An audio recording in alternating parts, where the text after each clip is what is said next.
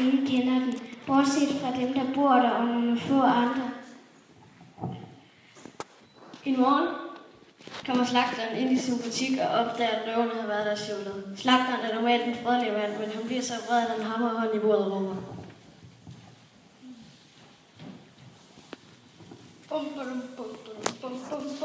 Nu må det være nok.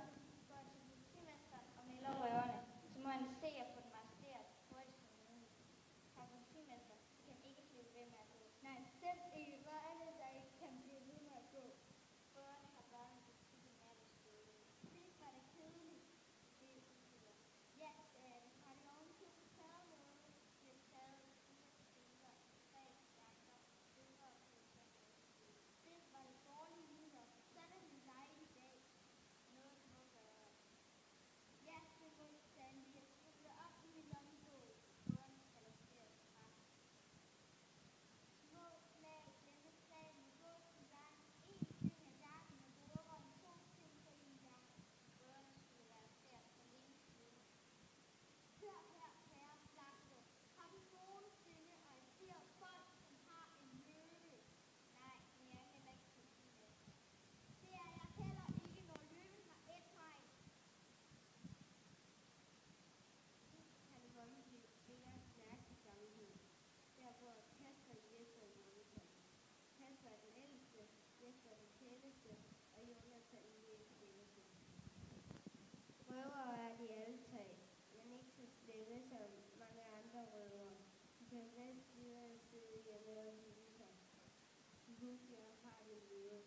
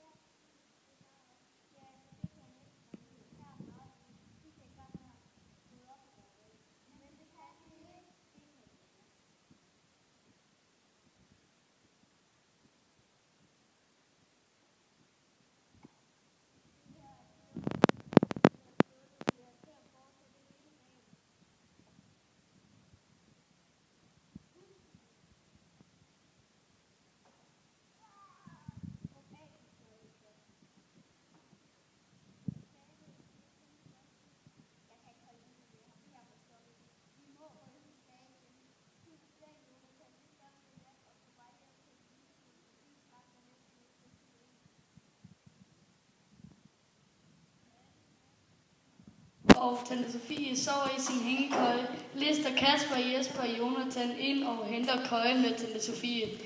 De bærer hende ud af røverhytten og ind til byen, hjem til huset, hvor de havde røvet hende, og tante Sofie snorker hele vejen. De gik som smurt. Vi er vel nok smarte. Nu skal vi bare røve noget kød til løven. Nu er I fanget afsted til politiet. der da noget at stjæle der. Her kommer vi med røverne. Vi fangede dem på slagteren. De var inde og stjæle. Nå, så jeg har været på slagteren og stjæle. Ja, det har vi så. Lad mig lige skrive ned. Ja, det har vi vel så. Lad mig tænke. Det bliver fængsel i 48 dage. Ja.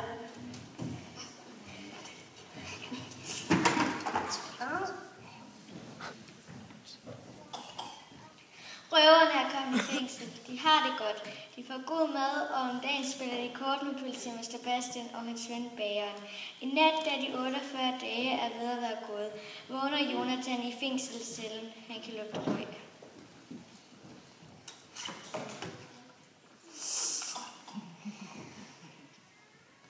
Kasper, Jesper, vågn op, her lugter røg. Ja, det brænder. Vi må ud. Vi må redde politimesteren.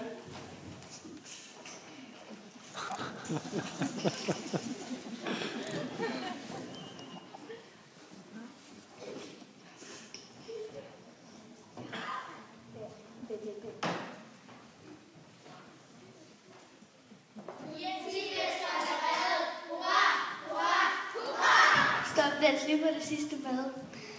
Kardemomme er stadig en ganske lille by, som ligger så langt væk, at næsten ingen kender den. Ja, altså lige bortset fra dem, der bor der, og nogle få andre.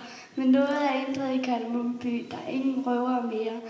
Jonathan er blevet bager, Kasper er slagter, Jesper er frisør, og deres løve er rottefanger i byens gade.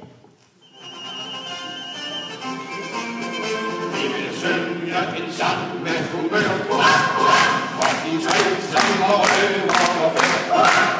De er født alle tre, som vi ser, og der er ingen røver og mere. I de gode gennem højen, for at rejse der til højen, de skal have en hurra, eller flere hurra, hurra.